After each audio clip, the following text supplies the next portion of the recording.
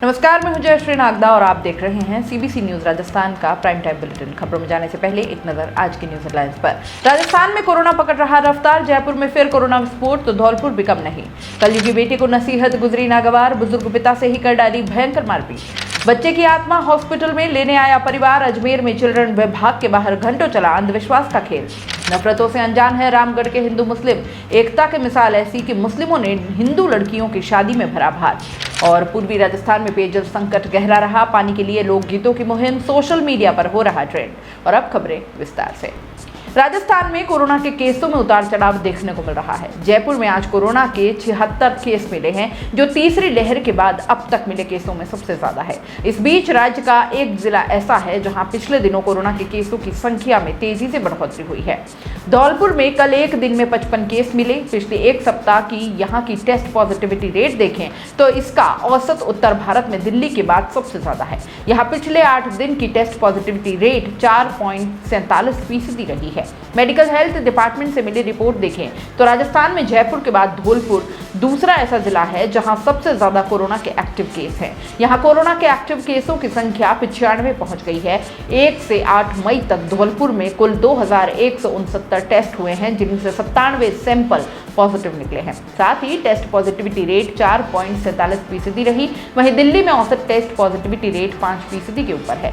राजस्थान में कोरोना की स्थिति देखें तो राज्य में पिछले 8 दिन में कुल 556 केस मिले हैं। जिलेवार स्थिति देखें तो पिछले 8 दिन में सबसे ज्यादा 357 केस जयपुर में मिले हैं। धौलपुर में 97, फिर अलवर में 35 केस हैं, वहीं दौसा में 11 केस मिले हैं। राजस्थान में इन दिनों हेल्थ डिपार्टमेंट हर रोज औसतन 5800 टेस्ट ही पूरे प्रदेश में करवा रहा है। ये टेस्ट में ज्यादातर हॉस्पिटल में भर्ती होने वाले मरीजों के हो रहे हैं। जयपुर में हर रोज औसतन 1763 टेस्ट हो रहे हैं, जबकि कोरोना की तीसरी लहर जब थी तब औसतन हर रोज 10,000 से ज्यादा टेस्ट अकेले जयपुर में हो रहे थे। विशेषज्ञों की माने तो अगर इन दिनों टेस्ट की संख्या बढ़ती है तो केसों की संख्या में भी इजाफा होने की संभावना है। रविवार 8 मई को हर जगह मदर्स डे मनाया जा रहा था। मां की याद में उनके सम्मान में कसीदे पढ़े जा रहे थे। माता पिता का कर्ज कोई नहीं उतार सकता। ये दिन मां को समर्पित जरूर होता है, लेकिन माता पिता दोनों का सम्मान इसमें निहित होता है। हर कोई अपनी मां को स्पेशल ट्रीटमेंट देने की कोशिश कर रहा था। तो वहीं चित्तौड़ के रावत भाटा के बाडोलिया में रविवार देर रात को एक बेटे ने अपने पिता का अपमान कर डाला। पिता की ओर से सीख देना उसे इतना नागवार गुजरा कि बेटे ने अपने ही पिता से मारपीट कर डाली। गुस्से में आक्रोशित कलयुगी बेटे ने पहले उसके पिता का गला पकड़ा। इतने में उसका बस नहीं चला तो मुक्का मारकर उसके पिता के सामने के 2 दांत तोड़ दिए। वहीं बीच बचाव करने आई उसकी मां को भी चोटें आई है। देर रात करीब 11:15 बजे घायल बुजुर्ग को रावत भाटा के सरकारी अस्पताल लाया गया, जहां उसका इलाज किया गया। वहीं सूचना मिलने पर अस्पताल पहुंची पुलिस ने मामले में पड़ताल शुरू की है। बाडोलिया के रहने वाले बरदालाल ने बताया कि उसके 3 बेटे हैं। रविवार देर रात को वो उसके बीच वाले बेटे हंसराज को सही रास्ते पर चलने की नसीहत दे रहा था। इससे खफा होकर हंसराज ने आपा खो दिया और बुजुर्ग पिता के साथ मारपीट कर दी। बुजुर्ग बरदालाल ने बताया कि उसका बड़ा बेटा घर से थोड़ी दूर रहता है, जबकि छोटा बेटा रात में ट्रैक्टर चलाने गया था और इस दौरान बुजुर्ग की पत्नी ने बीच बचाव का प्रयास किया तो उन्हें भी चोटें आई है। अजमेर संभाग के जेएलएन अस्पताल में सोमवार को अंधविश्वास का खेल देखने को मिला। एक परिवार के लोग अस्पताल के शिशु विभाग के बाहर टोना टोटका करते नजर आए। परिवार के लोगों ने बताया कि वह बच्चे की आत्मा लेने आए हैं। अस्पताल के बाहर अंधविश्वास के खेल को देखने के लिए लोगों की भीड़ जमा हो गई। जानकारी के अनुसार केकड़ी के देव गांव में सोमवार को एक परिवार जेएलएन अस्पताल पहुंचा। शिशु विभाग के बाहर टोना टोटका करते हुए वहां पे दिखाई दिए। परिवार के बुजुर्ग सदस्य नाथूलाल ने बताया कि उनके बेटे दशरथ के पुत्र की करीब 13 साल पहले तबीयत खराब होने पर उसे अस्पताल में भर्ती करवाया गया, जहां इलाज के दौरान उसकी मौत हो गई। बुजुर्ग नाथूलाल ने बताया कि उनके पोते की मृत्यु होने के बाद से ही घर में परेशानियां शुरू हो गई हैं। खेती में नुकसान होने के साथ ही घर के लोग बीमार होने लग गए और इसके बाद भी जब कोई समाधान नहीं हुआ तो परिवार सोमवार को बच्चे की आत्मा को लेने अस्पताल पहुंच गया। परिवार के लोग अपने तांत्रिक के साथ अस्पताल पहुंचे और शिशु विभाग के बाहर टोना टोटका किया। इस अंधविश्वास के खेल को देखने के लिए अस्पताल के बाहर लोगों का मजमा लग गया। जब मीडिया ने इस अंधविश्वास के खेल को अपने कैमरे में रिकॉर्ड करने की कोशिश की तो परिवार के लोगों ने मना कर दिया और कहा कि वह अपने बच्चे की जोत लेने आए हैं। जेएलएन अस्पताल के शिशु विभाग के बाहर सोमवार को चल रहे इस अंधविश्वास के खेल को भीड़ ने इकट्ठा होकर देखना भी चाहा, लेकिन इसे रोकने के लिए कोई आगे नहीं आया। खास बात यह रही कि जब यह अंधविश्वास का खेल चल रहा था तो इस दौरान दौरान कई डॉक्टर और पुलिसकर्मी भी वहां से गुजरे, लेकिन किसी ने इस खेल को रोकने की कोशिश नहीं की और फिर परिवार के लोग कुछ घंटों बाद अपने बच्चे की आत्मा को लेकर वहां से गांव की ओर रवाना हो गए। JLN अस्पताल के वरिष्ठ डॉक्टर अनिल सामरिया ने कहा कि ये एक अंधविश्वास है, आज तक किसी ने आत्मा को नहीं देखा। उन्होंने कहा कि तांत्रिक सिर्फ लूटने का काम करते हैं, परिवार को इस ओर ध्यान नहीं देना चाहिए और इस तरह के अंधविश्वास से दूर ही रहना चाहिए। पूरे देश समेत राजस्थान में हो रही दंगों की घटनाएं और हिंदू मुस्लिम झगड़ों के तनाव से कोसों दूर है अलवर के रामगढ़ के लोग। जैसे बाहरी दुनिया का इन पर कोई असर नहीं, ये अपनी ही मस्ती में मस्त हैं। इन्हें कोई सरोकार नहीं उस नफरत से जिसे हर कोई सजा सजा कर परोस रहा है और ना खाने पर जबरदस्ती खिलाई जा रही है। खैर, नफरतों की बजाय बात करते हैं इस नज़ारे की जिसमें भारत की झलक है, प्यार और भाईचारे की झलक है।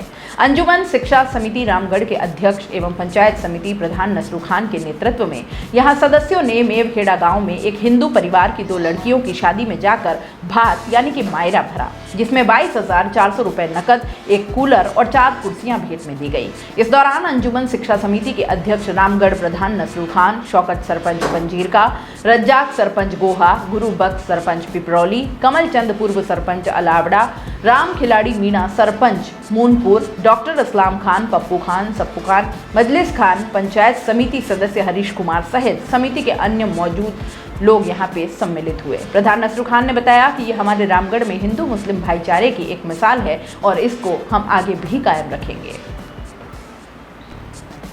गर्मी के तीखे तेवरों के साथ ही पूर्वी राजस्थान में पेयजल संकट गहराता जा रहा है। खासतौर पर दौसा, अलवर, करौली, सवाई माधोपुर, धौलपुर, जयपुर और भरतपुर में पानी के लिए हाहाकार मचा हुआ है। वहीं दूसरी ओर ईस्टर्न कैनाल प्रोजेक्ट को लेकर भी सियासत गरमाई हुई है। लोगों ने प्रोजेक्ट को लेकर जन जागरूकता का अभियान छेड़ रखा है। ऐसे में आगामी दिनों में ERCP के लिए बड़ा आंदोलन देखने को मिल सकता है। इसके साथ ही ERCP को राष्ट्रीय परियोजना में दर्जा देने की मांग को लेकर पूर्वी राजस्थान के 13 जिलों में अनूठा जन जागरण देखने को मिल रहा है। यहाँ शादी के कार्डों पर भी गणेश जी के दोहों के साथ पूर्वी राजस्थान नहर परियोजना को राष्ट्रीय परियोजना घोषित कराने का संदेश छपवाए जा रहे हैं। इसके साथ ही अब लोकगीतों के जरिए भी लोगों को जागरूक किया जा रहा है। ईस्टर्न राजस्थान कैनाल परियोजना यानी कि ERCP को नेशनल प्रोजेक्ट बनाने को लेकर इन दिनों सोशल मीडिया पर लोकगीत काफी चर्चा में है। ए चंबल काली शिप्रा जोड़ो नदी बनास, पार्वती को जोड़ जी तब जीवन की आस, सब नदियां न जोड़कर पानी लाओ जी, ERCP को राष्ट्रीय परियोजना में शामिल कराओ जी, घर घर मन जागी दिवाली चंबल नहर आई तो, ये गाना काफी चल रहा है। ERCP को नेशनल प्रोजेक्ट बनाना है, पूर्वी राजस्थान को रेगिस्तान बनने से बचाना है। जल जीवन, जल जिंदगी, जल बुझाए प्यास, सूखी धरती के लिए अब ERCP ही आस के स्लोगन भी लिखे जा रहे हैं। ERCP को राष्ट्रीय परियोजना घोषित करने को लेकर प्रदेश के पूर्वी हिस्से के 13 जिले प्रोजेक्ट को लेकर जिला मुख्यालयों से लेकर राजधानी तक सियासत उबाल पर है। उसके लिए लोगों ने जन जागरूकता के लिए विशेष अभियान भी छेड़ दिया। ये परियोजना इतनी महत्वपूर्ण है कि इसकी झलक शादी के कार्डों के बाद अब सोशल मीडिया पर भी देखने को मिल गई है। ERCP को राष्ट्रीय परियोजना घोषित करने की मांग को लेकर लोग जबरदस्त ट्रेंड करा रहे हैं। प्राइम टाइम बुलेटिन में इतना ही, दीजिए इजाजत, नमस्कार। This bulletin is sponsored by a diagnostic centre. दोस्तों, CBC न्यूज आपके सहयोग से लगातार बढ़ता जा रहा है। स्वतंत्र पत्रकारिता का सहयोग करने के लिए आपका धन्यवाद। सबसे पहले तो जिन लोगों ने हमारे चैनल को सब्सक्राइब नहीं किया है तो पहले सब्सक्राइब करें, जिसका कोई शुल्क नहीं लगता और बड़ा आसान है। बस नीचे दिख रहे लाल सब्सक्राइब के बटन को दबाना है और पास में दिख रहे बेल आइकन को भी दबाना है ताकि आपको अपने CBC न्यूज के हर अपडेट्स मिल सके।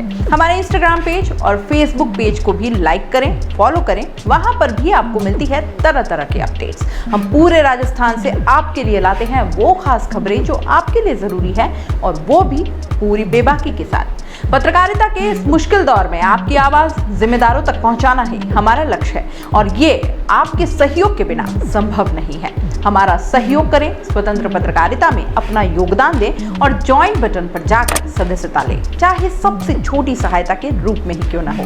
जनता की बेबाक आवाज बने रहें, उसके लिए सहयोग आपको ही करना है। सब्सक्राइब करिए और ज्वाइन बटन पर क्लिक कर सदस्यता ग्रहण कीजिए।